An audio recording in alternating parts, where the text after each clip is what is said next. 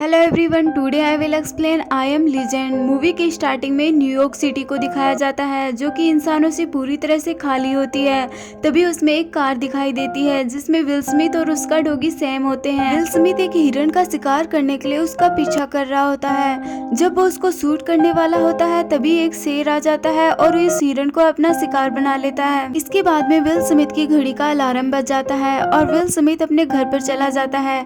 घर जाने के बाद में वो डिनर करता है। उसके बाद में अपने घर को पूरी तरीके से सील कर देता है, सभी विंडो और डोर अच्छे से बंद कर देता है। वो ये सब इसलिए कर रहा होता है क्योंकि न्यूयॉर्क सिटी में नाइट के टाइम में डार्क सीकर बाहर आ जाते हैं। दिन में डार्क सीकर बाहर इसलिए नहीं आते हैं क्योंकि सूरज की रोशनी से वो लोग मर जाते हैं। नाइट के टाइम में विल स्मिथ और उसका डॉगी सैम बाथ टब में सो जाते हैं। तभी बाहर की साइड बहुत सारे डार्क सीकर की जोर जोर से आवाज सुनाई देती है। इसके बाद में फ्लैशबैक का सीन दिखाया जाता है जिसमें विल स्मिथ अपनी वाइफ और बच्चे को लेकर एयरपोर्ट के लिए जा रहा होता है। विल स्मिथ की वाइफ विल स्मिथ से पूछती है क्या वायरस हवा से फैल रहा है। विल स्मिथ बोलता है कि अभी इसकी कोई इन्फॉर्मेशन नहीं है, बट जल्द ही गवर्नमेंट न्यूयॉर्क सिटी को सील करने वाली है। पीछे की सीट पर विल स्मिथ की बेटी बैठी होती है जो कि एक बटरफ्लाई के बारे में बात कर रही होती है, बट उसकी बातों पर कोई भी ध्यान नहीं देता है। तभी रेडियो पर पीएम का एक मैसेज आता है। पीएम बोल रहा होता है बड़े दुख के साथ ये कहना पड़ रहा है कि न्यूयॉर्क सिटी को आर्मी की सहायता से पूरे देश से अलग किया जाता है। विल स्मिथ और उसकी वाइफ एयरपोर्ट पे पहुंच जाते हैं। वहां पर बहुत ज्यादा भीड़ होती है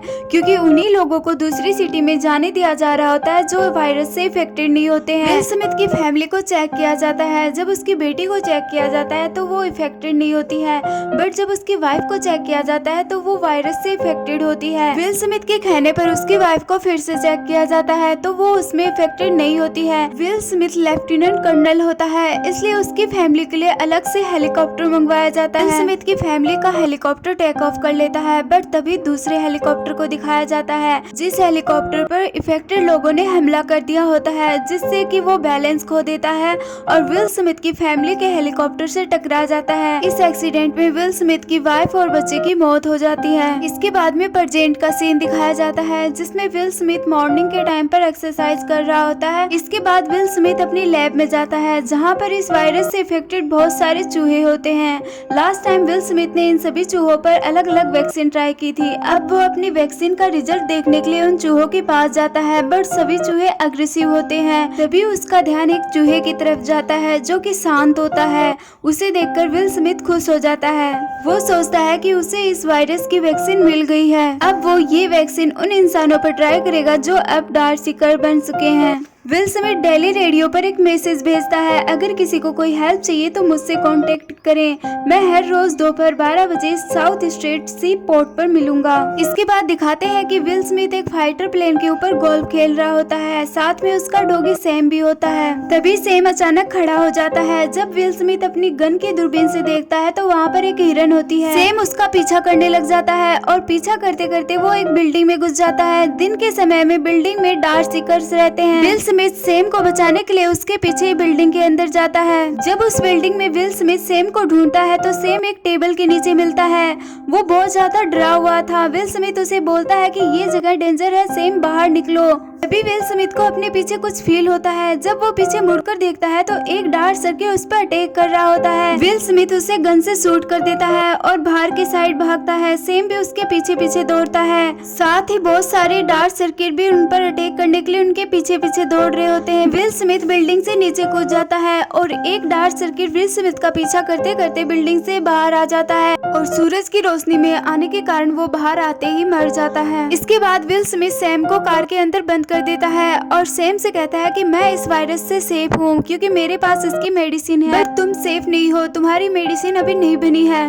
विल स्मिथ को अपनी वैक्सीन का एक्सपेरिमेंट करने के लिए एक डार्क सीकर की जरूरत होती है, इसलिए वो एक फंदा बनाता है और उस फंदे में फीमेल डार्क सीकर फंस जाती है और उस फीमेल डार्क सीकर को बचाने के लिए दूसरा डार्क सीकर धूप में भी आ जाता है। ये देखकर विल स्मिथ शॉक्ड हो जाता है। इसके बाद विल स्मिथ उस फीमेल डार्क सीकर पर वही वैक्सीन ट्राई करता है जो वैक्सीन उस चूहे पे की थी। वैक्सीन के बाद फीमेल डार्क सीकर की ब्रीथिंग स्लो हो जाती है। विल स्मिथ खुश हो जाता है कि उसकी वैक्सीन काम कर रही है, बट अचानक से वो फीमेल डार्क सीकर जोर से चिल्लाती है और फिर बेहोश हो जाती है। ये देखकर विल स्मिथ सैड हो जाता है। इसके बाद विल स्मिथ अपनी रिकॉर्डिंग करता है और उसमें विल स्मिथ बोलता है कि वो हवा से फैलने वाले और छूने वाले वायरस से अभी तक सेफ है। उस मेडिसिन पर अभी भी रिसर्च चल रही है जिससे कुत्तों को बचाया जा सकता है। विल स्मिथ की बातों से पता चलता है कि वो मेडिसिन मिल चुकी है जिससे इस वायरस से बचा जा सकता है, बट डार्क सर्किल को फिर से इंसान में बदलने के लिए जिस वैक्सीन की जरूरत है उस वैक्सीन की रिसर्च अभी भी चल रही है। साथ ही वो ये भी रिकॉर्ड करता है कि जब उसने एक डार्क सीकर को पकड़ा था तो दूसरा डार्क सीकर उसको बचाने के लिए धूप में भी आ गया, यानी कि वो अपने जीने के तौर तरीके बदल रहे हैं जो कि इंसानों के लिए बहुत ही घातक है। नेक्स्ट डे विल स्मिथ जब घर से बाहर निकलता है तो वो देखता है कि शोरूम के बाहर डमी खड़ी थी जिससे वो अक्सर बातें किया करता था। उस डमी को बाहर देखकर विल स्मिथ बहुत ज्यादा इरिटेट हो जाता है। स्मिथ उस पर जोर जोर से चिल्लाने लग जाता है कि वो बाहर क्यों आई और उसे गन से शूट करने लग जाता है।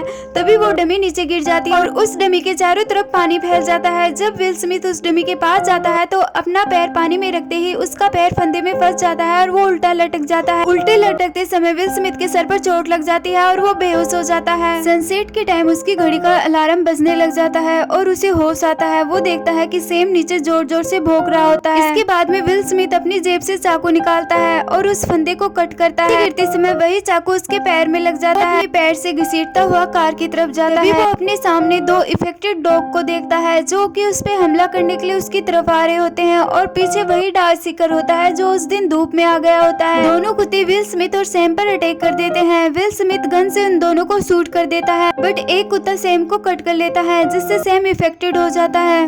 घर जाकर विल स्मिथ सैम को मेडिसिन देता है बट उस पर कोई असर नहीं होता। सैम अब उस वायरस से इफेक्टेड हो चुका है तो वो भी डार्क सीकर्स बन जाएगा, इसलिए विल स्मिथ को न चाहते हुए भी सैम को मारना पड़ता है। नेक्स्ट इवनिंग में विल स्मिथ घर न आकर सीधा उन डार्क सीकर्स के पास बदला लेने के लिए जाता है और बहुत सारे डार्क सीकर्स को अपनी कार से कुचल देता है। बट थोड़ी ही देर में विल स्मिथ की कार फंस जाती है और बहुत सारे डार्क सीकर्स उस पर हमला कर देते हैं। कुछ डार्क सीकर्स उसके कार का शीशा तोड़ देते हैं और वो डार्क सीकर्स जो सभी डार्क सीकर्स का बॉस होता है वो उसकी कार के अंदर आ जाता है और उस पर अटैक करने वाला ही होता है। तभी तेज रोशनी आती है। इस सब में विल स्मिथ को काफी चोटें लग गई थी जिससे वो बेहोश हो जाता है और जब उसे होश आता है तो वो अपने घर पे होता है। जब वो घर के ड्राइंग रूम में जाता है तो वहाँ पर एक लेडी और उसका बच्चा होता है। वो लेडी विल स्मिथ को बताती है कि हम लोगों ने रेडियो पर तुम्हारा मैसेज सुना था जिससे हम उस एड्रेस पर तुमसे मिलने के लिए आए थे, बट तुम वहाँ नहीं होते। फिर हम लोग घर जाने लगते हैं तो रास्ते में तुम डार्क सीकर्स से घिरे हुए मिलते हो। लोग तुम्हें बचाकर तुम्हारे घर पे ले आते हैं। साथ ही वो लेडी बताती है कि उसका नाम एना है और उसके साथियों को डार्क सीकर्स ने मार दिया है। अब वो उस बस्ती में जा रही है जहाँ पर मानव रहते हैं।